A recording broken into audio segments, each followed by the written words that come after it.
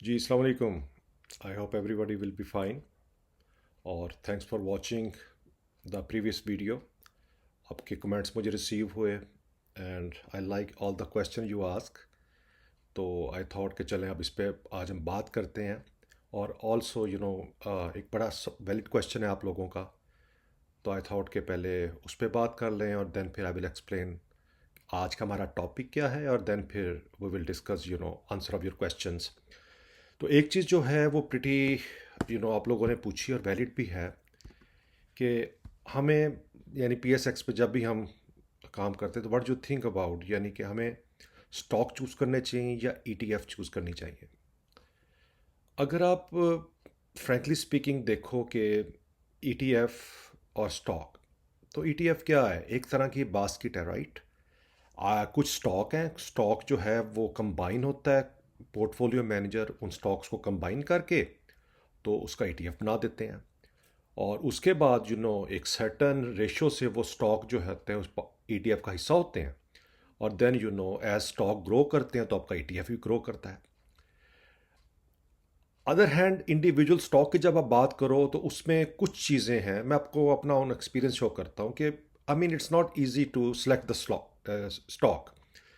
होता क्या है कि हम रेफरेंस से पूछते हैं कि जी मुझे फ़लाँ ने बताया कि ये ले लो और अच्छा हो जाएगा, लेकिन ज़रूरी तो नहीं होता कि जब उसने आपको बताया तो वो स्टॉक बिहेव भी वैसे करे सेम डे। आई मीन इसका कोई आइडिया नहीं होता कि मार्केट में क्या आने वाला है। हाँ, या कुछ प्रडिक्शंस होती हैं समटाइम जब आप कैंडल्स देखते हैं और मार्केट का ट्रेंड देखते हैं। जैसे रिसेंटली आपने एक साइड बैटरी को देखा होगा, तो काफ़ी हद तक प्रडिक्शन थी कि वो एक लेवल पे जा रही है।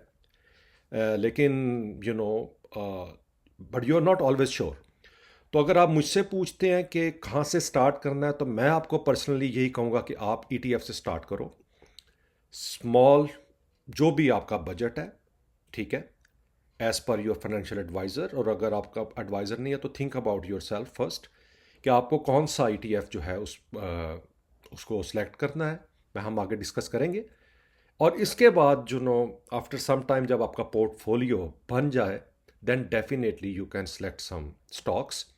अपने पोर्टफोलियो में अगर आप मुझसे कहो तो मेरे टू सेपरेट अकाउंट्स हैं। एक ईटीएफ्स के थ्रू हैं, दूसरे डे टू डे ट्रेडिंग है। मैं डे टू डे ट्रेडर नहीं हूँ, मैं लॉन्ग इन्वेस्टर हूँ। तो मैं क्या करता हूँ कि मैं जस्ट बाय और एक सर्टन टाइम पे मैं सेल करता हूँ, depend the situation. But stock market में पेशेंस ज़रूरी है। और आप जितना आपकी पॉकेट डीप है, डीप से मुराद है कि आपका अपना पैसा है, तो बेहतर है। अगर आप लोन से लेके स्टॉक में लगाओगे, believe me it will not help you और ये बहुत बड़ा डिज़ास्टर होगा। तो if you have own money, try कि आप उसको ग्रेजुअली इन्वेस्ट करें। और अ, उसी लिहाज से जैसे ही फिर ईटीएफ ग्रो करेगा तो आई एम श्योर कि आपकी इन्वेस्टमेंट भी ग्रो करेगी, बिसाइड कि आप जो है वो इंडिविजुअल्स स्टॉक की बात करें। ठीक है, तो ये चीज़ जो है इसके अंदर काउंट करती है। दूसरी चीज़ आ जाती है कि अब हम बात करते हैं सम ईटीएफ जो अभी पीएसएक्स के अंदर करंटली अवेलेबल है।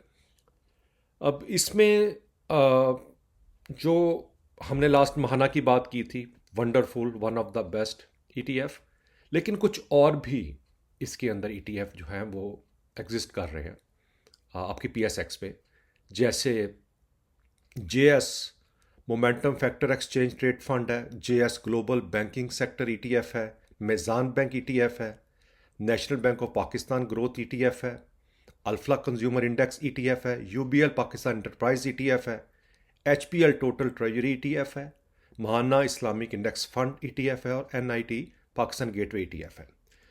मैं इंडिविजुअल इनकी परफॉर्मेंस देख रहा था कि ईयर टिल डेट, ईयर से मुराद है इस साल जनवरी से अब तक का टाइम। महाना तो क्योंकि मार्च में लॉन्च हुआ है उसको तो पूरा टाइम मिला नहीं।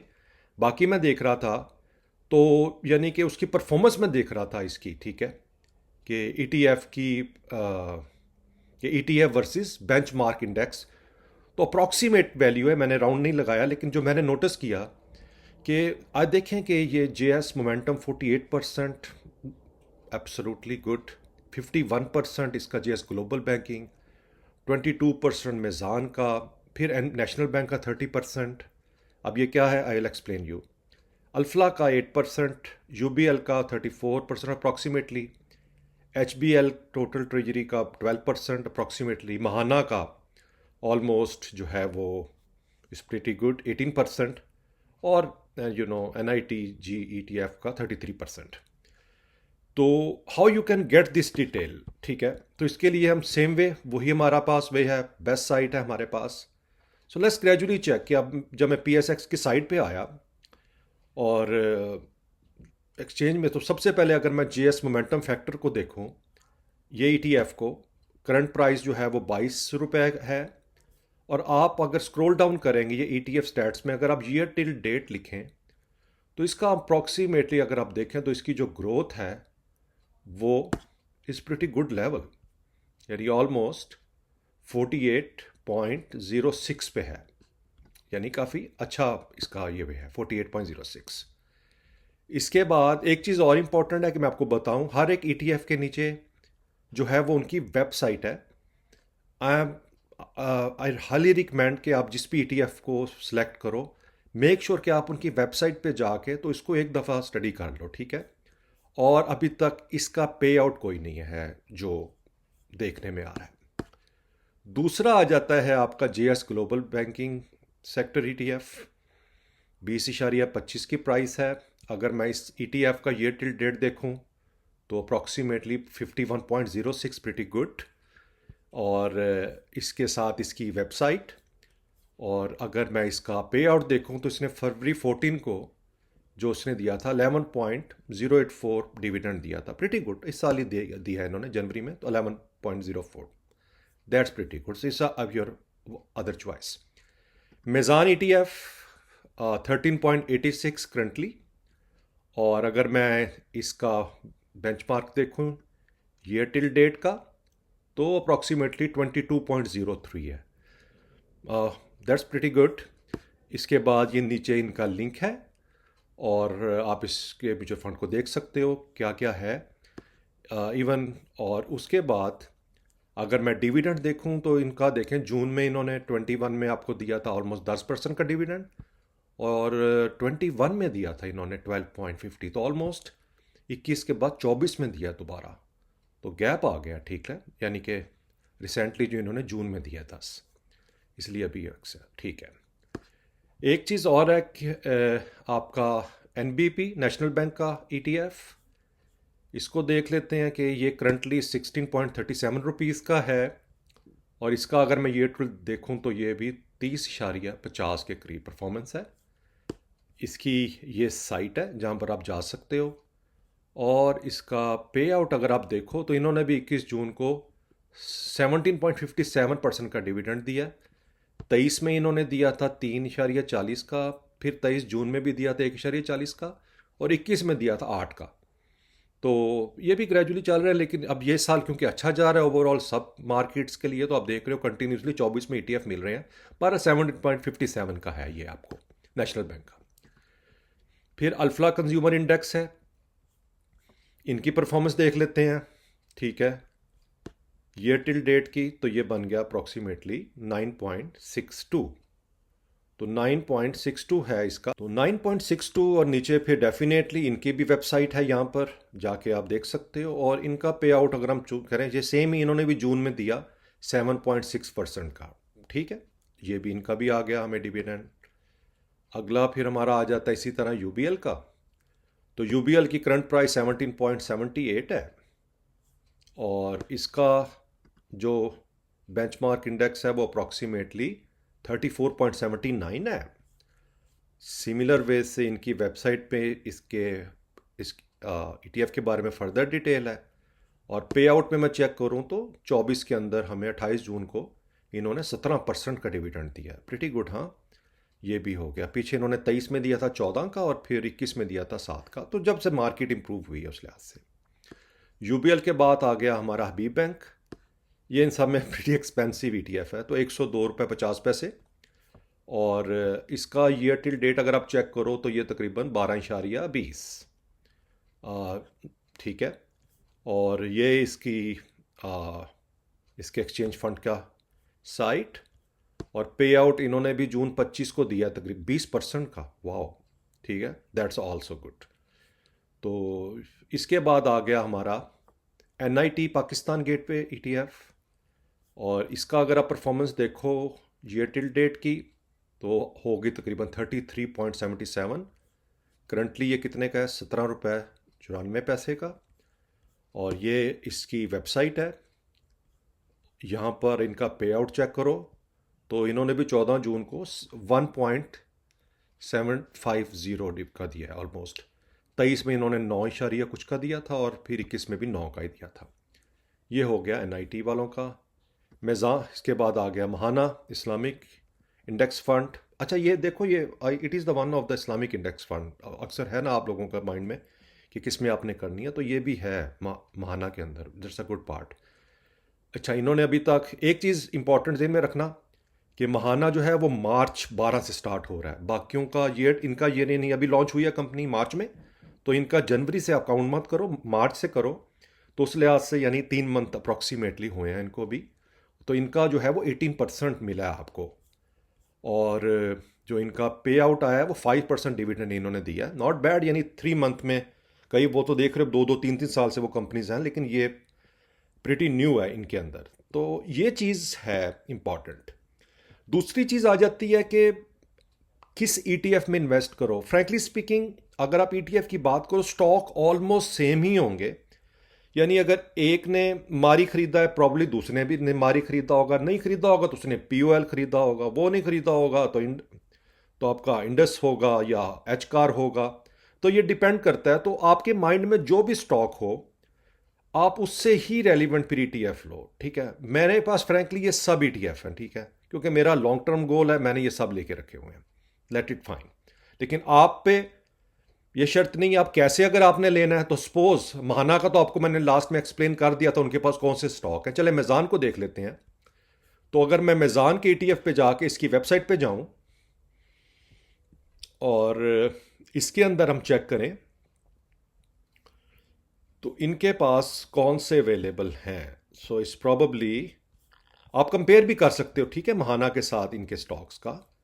तो इनके पास जो है कि benchmark index, effective date index composition, ये इनके पास कंपोजिशन जो है वो लकी है, PPL है, डिजी खान सीमेंट है, मैपल लीफ सीमेंट है, OGDC है, PSO है, सर्ल है, ISL है, एंग्रो है, यूनिटी है, इफर्ट है, POL है। ये आई थिंक मेन होंगे और भी काफ़ी होंगे, लेकिन फर्दर अप्रॉक्सीमेटली जो है वो आप इनसे कंफर्म कर सकते हो, लेकिन ये कुछ है। तो इसी तरह आप जो भी ETF फाइनल करो, ज़रूरी नहीं आप सब में करो। सेम स्टॉक है, अगर इसने भी लकी रखा हुआ है, उन्होंने भी लकी रखा हुआ है, तो why we spend time, you know. आप जस्ट एक को देखो एज पर योर प्रोग्रेस, क्योंकि मेरा मेन होता है कि मैंने मैक्सिमम डिविडेंड लेने हैं, दैट्स वाई मैंने हर एक में इन्वेस्ट किया है। पर अप टू यू, आपका जो भी बजट है, एब्सोल्युटली स्टॉक के अंदर हमेशा यूज़ करो what is your own pocket. जो भी आपकी पॉकेट परमिशन देती है आप सिर्फ उसको फॉलो करो, नॉट फॉर ऐड के वो क्या कर रहा है। हर एक के अपने सर्कमस्टांसिस होते हैं। तो बजाय कि आप सबके चक्कर में कुछ भी ना इन्वेस्ट करो और वेट करते रहो, नहीं जी जब लाख रुपए होगा तब लूँगा, नो वरीज। आपके पास अगर कम है, सपोज देखो ये अगर चीपेस्ट है मेरा ख्याल, तो आप उस लिहाज से जो 100 200 500 होता है आप ले लो, ठीक है। ये टोटल आपको मिल जाएगा इस लिहाज से 5 कुछ का। तो मेक श्योर कि जो भी आपके बजट है अपने पैसों से, बार बार बता रहा हूँ, अपने पैसों से आप इसमें इन्वेस्ट करो। तो ये तो हो गया क्राइटेरिया।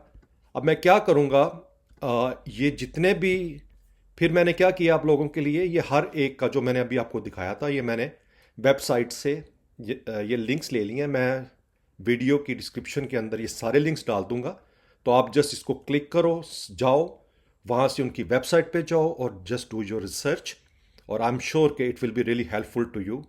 तो इससे एक चीज़ तो अब ईजी हो गई होगी कि कौन सा ETF में हमें इन्वेस्ट करना है। You have many options. Mahaana मैं क्यों लाइक कर रहा हूँ कि बाकी कुछ ट्रेडिशनल बैंक हैं उनका काफ़ी हद तक शायद मैनुअल प्रोसेस हो, और यू नो लेकिन ये क्योंकि काफ़ी टेक्नोलॉजी को उन्होंने अडॉप्ट किया महाना ने, दैट्स वाई लाइक इट। लेकिन अगेन ये आपकी अपनी प्रेफरेंस है, जो भी आप करना चाहो। मेरा था कि मैं आपको एक्सप्लेन कर दूं कि आप ये ना समझो कि पता नहीं हमारे पास ऑप्शंस नहीं है। So right no you have a plenty options. तो जो भी आपको ETF बेटर लगता है वो आप करें, ठीक है।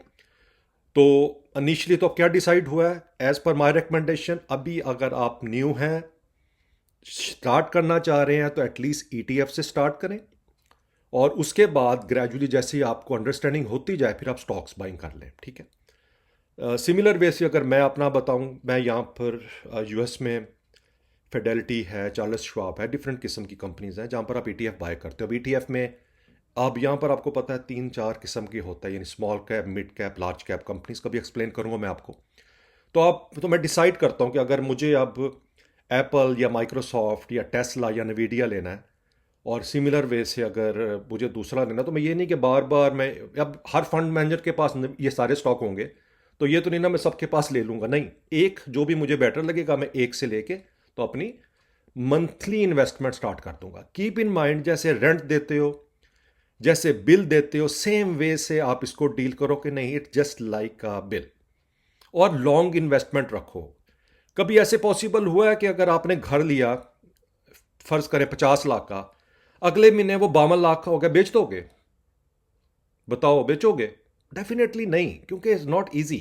प्यार है आपको, आपका घर है, आपने बड़े अरमान से लिया। सेम वे से आप इसको डील करो कि ये आपका, आप अपनी वेल्थ को इंक्रीज कर रहे हो, इसको आपने बनाना है। वक्त लगता है हर चीज़ पे, तो लेकिन जैसे ही टाइम गुजरता जाएगा आपकी इन्वेस्टमेंट में ग्रोथ आती जाएगी, और एक टाइम आपको अच्छे डिविडेंड मिल रहे होंगे, उनको आप इंजॉय करो, ठीक है ना। री इन्वेस्ट करना है कर दो, पर एटलीस्ट ये कि आपका कैपिटल सेव होगा, ग्रोथ आ रही होगी, डिविडेंड आ रहे होंगे, so you feel pretty good. लेकिन टाइम लगेगा, इट्स नॉट ईजी, ठीक है। तो ये चीज़ जो है वो बन जाती है इसमें आगे। फिर आ जाता है आपका नेक्स्ट वन, कि कुछ आपके क्वेश्चंस थे, तो आई थॉट कि मैं आप उसको एक्सप्लेन कर दूं। जो इसमें आ जाते हैं कि Mahaana team did not reply और guide us properly, agree with you. आज जहाँ तक मुझे लग रहा है, ये रिसेंटली आप लोगों ने मुझे भेजा है, तो मेरा जहाँ तक गेस्ट है, मुझे लग रहा है कि ये जो होगा वो प्रॉबली आपका ये 9 और 10 मुहर्रम की जो ऑफ डेज थे, मेरा ख्याल उसकी वजह से ये हुआ होगा, ठीक है। दैट्स वाई ये चीज़ आपको फेस करनी पड़ी होगी। अदरवाइज़ ऐसा नहीं है कि वो रिस्पॉन्स नहीं करते, मे बी यही रीज़न होगी। तो आप आई थिंक दोबारा उनकी वेबसाइट पे जाओ, और ऑफिस टाइम के अंदर आप उनका जो व्हाट्सएप का नंबर है उस पर मैसेज भेजो, I am sure they will reply back to you. तो कोई ऐसा मसला नहीं है। तो आई थिंक वीकेंड पे रिप्लाई नहीं कर रहे होंगे और ऐसे नहीं कर रहे होंगे, लेकिन maybe they will reach out to you, ठीक है। मैंने या मेरे जानने वाले जिन्होंने भी किया, दे आर प्रिटी गुड। उसके बाद है जी, please make a video on how to open account in Pakistan stock exchange. Absolutely, मैं नेक्स्ट में आपको गाइड करूंगा इसमें कि कैसे आपको जो है वो कौन सी वीडियो बनानी चाहिए इसमें, सॉरी कौन सा अकाउंट आप ओपन करें, किसके थ्रू करें। मैं फ्रैंकली किसी के साथ तो काम नहीं करता, जो 2-3-4 अच्छी ऑप्शंस हैं I will share with you folks, ठीक है। अगला है जी, पाकिस्तान स्टॉक एक्सचेंज में अकाउंट खोलना difficult. Agree with you my friend, not just Pakistan stock exchange, कहीं पर भी देख लो प्रॉब्लम क्या आ रहा है कि एक इदारे का दूसरे के साथ कोऑर्डिनेशन ही नहीं है। अब मुझे समझ नहीं आती कि आपने बैंक में अकाउंट खोला या स्टॉक मार्केट में खोला, अकाउंट ओपनिंग के टाइम उन्होंने आपका सारा डाटा नादरा से गेट कर लिया, आपकी आइडेंटिटी, ठीक है, जब आईडी कार्ड अपलोड किया। उसके बाद वो क्या करते हैं कि नहीं जी अब आके हमें फिंगरप्रिंट सेपरेट दें। भाई आप फिंगरप्रिंट्स लेके नादरा को ही भेजेंगे ना, तो क्यों आप डिफिकल्ट बना रहे हो कि एक से दूसरे इदारे के पे ट्रस्ट ही नहीं करते। बैंक अलहदा आपसे फिंगरप्रिंट्स ले रहा होगा, स्टॉक एक्सचेंज अलहदा ले रही है, नादरा अलहदा ले रही है। आई थिंक कोई ईजी कर दें। ये वाकई ही एक बड़ा इशू है कि हमने हर चीज़ को कॉम्प्लिकेटेड कर दिया, जिसकी वजह से इन्वेस्टर 10 दफ़ा सोचता है कि मैं क्या करूं। लेकिन अब ये मैंने देखा है रिसेंटली कि आप स्टॉक एक्सचेंज में अब ये है कि आपने जस्ट वो डिटेल शेयर करनी है उनसे व्हाट्सएप पे, और कुछ डिटेल वो आपसे पूछेंगे, और 2 से 3 दिन में अकाउंट ओपन हो जाता है, और फिर 1 वीक लगता है प्रॉपर फंक्शन होने में। लेकिन बेटर देन बिफोर, बिलीव करें। जब 2006-07 में मैंने स्टार्ट किया था, उस टाइम क्या प्रोसेस होगा खुद सोचें आप, हर चीज़ मैनुअल थी, कितना टाइम लगता था। लेकिन it's okay. How to select broker, ये रिसर्च करनी पड़ेगी। मैं आपके साथ कुछ नाम शेयर कर दूंगा, आपने उनको कांटेक्ट करके चेक करना है कि आपको कौन सा ब्रोकर सूट करता है। उनकी फ़ीस वगैरह आप देख लेना, जो आपको लगे कि ये चीपेस्ट है। लेकिन चीपेस्ट के साथ ये चेक कर लेना वो मार्केट में कब से हैं, उनका टर्मिनल। ये भी बड़ा इशू है, जब आप ट्रेडिंग कर रहे होते हैं कई टर्मिनल बहुत कंफ्यूजिंग है, कुछ बड़े फ्रेंडली हैं, तो उनके टर्मिनल्स को भी देख लेना, ये ना हो कि फंस जाओ कि ये क्या हो रहा है। तो ये मेरे साथ हुआ था। तो मेक श्योर कि अब जो अच्छे हों आप उनका प्रॉपर सेटअप, प्रॉपर रिसर्च करके फी स्ट्रक्चर दे के फिर आप देख लेना, ठीक है। नेक्स्ट है जी सर, मेज़ान ईटीएफ कैसा है, मैंने एक्सप्लेन कर दिया आपको। आप कंपेयर कर लो कि आपने मेज़ान का ईटीएफ में जो स्टॉक्स हैं आपको अगर वो पसंद आ रहे हैं तो मेज़ान अच्छा है, महाना के जो स्टॉक्स हैं बॉकेट में अगर वो अच्छे लग रहे हैं तो एब्सोल्युटली महाना अच्छा है। तो एब्सोल्यूट ये सब कुछ। सर मैंने महाना का अकाउंट बना लिया है, मैं स्टॉक परचेज़ करना चाहता हूँ, प्लीज़ मुझे गाइड करें। देखें, स्टॉक परचेज़ करने के लिए आपको स्टॉक मार्केट में अकाउंट खोलना पड़ेगा। आपने महाना का जो अकाउंट बनाया वो आपने सेव प्लस किया है, आपने वहाँ पर इन्वेस्टमेंट कर दी है जहाँ से आपको मंथली जो होगा वो आपको प्रॉफिट रिसीव होगा 20% के लिहाज से। आपने अगर स्टॉक मार्केट में इनके ईटीएफ जो भी मैंने डिस्कस की सब ईटीएफ है, ये आपने स्टॉक मार्केट में ही परचेज करने हैं, तो आपके लिए आपके पास अकाउंट होना ज़रूरी है। तो नेक्स्ट वीडियो में आपको मैं बताता हूँ कैसे अपने अकाउंट ओपन करना है। आप अकाउंट ओपन करो और अकाउंट ओपन करने के बाद आप इनकी ट्रेडिंग स्टार्ट कर दो, ठीक है ना, जैसे भी हो। तो I think we cover everything. एक चीज़ और आपको बतानी थी, देखो मुझे पता है कि ये फाइनेंस लड़कों का ज़्यादा फेवरेट होता है, definitely it could be reasons, लेकिन मुझे नहीं पता अगर किसी लड़कियां ये वीडियो देख रही हैं, नहीं देख रही हैं, तो आप एटलीस्ट अपने घर में गाइड करें अब टू योर सिस्टर्स। अगर डेफिनेटली उनको पॉकेट मनी मिलती होगी, हेल्प दैम, उनको बोलें कि आप ऐसा करें, आप अकाउंट ओपन करें महाना में या किसी और भी कंपनी में, और वहाँ पर 1,000 से इन्वेस्टमेंट स्टार्ट करो। अपनी फैमिली में ना वेल्थ बिल्ड करो, बजाय कि इंडिविजुअल नहीं जी मैं रिच हो जावा तो बाकी नहीं। No, that's not good idea. हम सबको कंट्री पता कैसे बनता है, जब सब ग्रो कर रहे होते हैं। इंडिविजुअल क्या करोगे, आप अमीर हो जाओगे ना, सारे आपसे पैसे मांगने लग जाएंगे, फिर आप क्या करोगे, फिर आपकी जब फिर वापस मांगोगे तो आपके मसले शुरू हो जाएंगे। तो बेटर है कि भैया उनको भी रिच कर दो ताकि कोई किसी से मांगे ही ना ठीक है कि नहीं। तो ये चीज़ आई मीन जस्ट जोकिंग, लेकिन यह है कि आप लोगों को भी गाइड करो। आई नो आप काफ़ी हद तक ये सारी इन्वेस्टमेंट अब कंप्यूटर पे आ गई है। पहले वे होता था लोग घरों में बैंक्स में चले जाते थे, मिल लेते थे, जैसे वो कौमी बचत होता था किसी टाइम में। अब टेक्नोलॉजी आ गई, अगर आपको अंडरस्टैंडिंग है आप काइंडली उनको एक्सप्लेन करो जिनके पास रिसोर्सेज हैं, पैसा है, पर उनको पता नहीं क्या करें। अभी भी बेडों के गद्दों के नीचे रखे हुए हैं, डब्बों में रखे हुए हैं पैसे। कमी बिलीव मी कोई फ़ायदा नहीं होगा, क्योंकि महंगाई बढ़ती जाएगी, उस पैसा डिवैल्यू होता जाएगा। बेटर है उस पैसे को ग्रो करो। और इस पर हम बात करेंगे, एक रूल होता है 50-30-20, मैं आपके साथ डिस्कस करूंगा फ्यूचर में। So I am sure everything will be help, ठीक है। तो I think I covered all the stuff, और फर्दर आप कमेंट में feel free to reach out to me, और फिर इंशाल्लाह ताला आपसे नेक्स्ट वीडियो में बात होती है, ठीक है। Have a good day, take care.